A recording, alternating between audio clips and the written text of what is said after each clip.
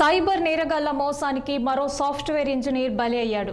Cell phone కి వచ్చిన link ను ఓపెన్ చేసి డబ్బులు పెట్టుబడిగా పెడితే అధిక లాభాలు వస్తాయని నమ్మి ఓ సాఫ్ట్వేర్ ఇంజనీర్ సుమారు 1.78 లక్షలు నష్టపోయాడు.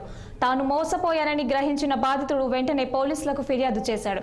అయితే ఎక్కువ కేసులు పటాన్ చెరు, అమీర్పూర్ పోలీస్ స్టేషన్ పరిధిలోనే ఉంటున్నాయి. బాధితులు ఎక్కువగా ప్రభుత్వ ఉద్యోగులు, సాఫ్ట్వేర్ ఇంజనీర్లు, కార్మికులే ఎక్కువగా ఉంటున్నారని పోలీసులు తెలిపారు. ఇక దీనిపై మరింత సమాచారం మా క్రైమ్ రిపోర్టర్ నిర్మల అందిస్తారు. ఆటలు మరింత ఎక్కువైపోతున్నాయి రోజు రోజుకైతే కూడా చెప్పుకోవచ్చు. అదే కాకుండా ఈ సైబర్ నేరగాళ్ల ఉచ్చులో మాత్రము మనకు రీసెంట్ గా ఒక సాఫ్ట్వేర్ ఉద్యోగి కూడా బలైపోవడం జరిగింది. ఎందుకు అంటే ఆన్లైన్ మోసాలు మాత్రం చాలా ఎక్కువగా పెరిగిపోతున్నాయి. ఆన్లైన్ లో వచ్చిన లింకులను ఓపెన్ చేసి మీరు పెట్టుబడి పెడితే ఎక్కువ లాభాలు గడిస్తారు అనే ఒక ఆన్లైన్ లింకును పంపించడం ద్వారా ఆ సాఫ్ట్వేర్ ఉద్యోగి ఆన్లైన్ ఆ లింకును ఓపెన్ చేయడం జరిగింది.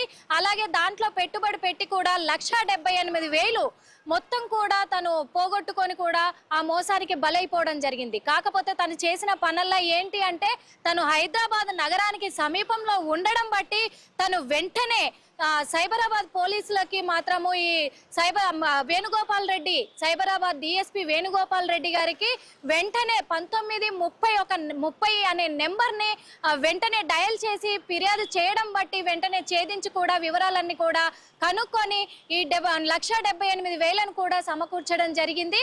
కానీ ఈ ఆన్లైన్ మోసాల ద్వారా ఈ సైబర్ మోసాలకు ఎక్కువగా సాఫ్ట్వేర్ ఉద్యోగులు, అలాగే ప్రభుత్వ ఉద్యోగులు, కార్మికులే ఎక్కువగా ఉండడం అనేది ఆశ్చర్యానికి గురి చేస్తుందని కూడా చెప్పుకోవచ్చు.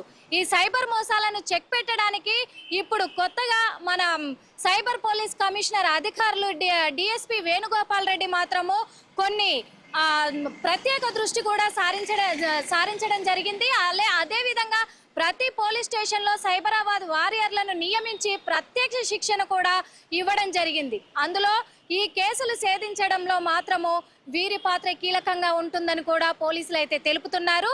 దీంట్లో కేవలము వీళ్ళు ఎలాంటివంటే బ్యాంక్ అకౌంట్లను కానీ, వాళ్ళ ఫోన్ డేటాలను కానీ, అలాగే వాళ్ళ ఆధార్ కార్డు డీటెయిల్స్ కానీ, ఫోన్ నెంబర్లని, గూగుల్ పే, ఫోన్ పేకి సంబంధించిన ఫోన్ నెంబర్లను కూడా ఎవ్వరికి షేర్ చేయకూడదు. ఫోన్లో అసలు వాళ్ళకి కొత్త ఆన్లైన్ లింకులలో మాత్రము ఫార్వర్డ్ చేయకూడదని చెప్పేసి డిఎస్పీ వేణుగోపాల్ రెడ్డి అయితే తెలపడం జరుగుతుంది. ప్రజలకైతే ఈ అవగాహన కల్పించాలని చెప్పేసి కూడా మరి 1930 నెంబర్కి ఇమ్మీడియట్గా ఫోన్ చేసి ఫిర్యాదు చేయాలని కూడా సూచిస్తున్నారు. మరి ప్రజలందరూ కూడా తగిన జాగ్రత్తల్లో ఉండి ఈ సైబర్ నేరగాళ్ల మోసాలకు మోసపోకుండా కూడా తగిన జాగ్రత్తలు తీసుకొని ఉండాలని కూడా సూచిస్తూ కెమెరామెన్ రాముతో నిర్మల 6 టీవీ.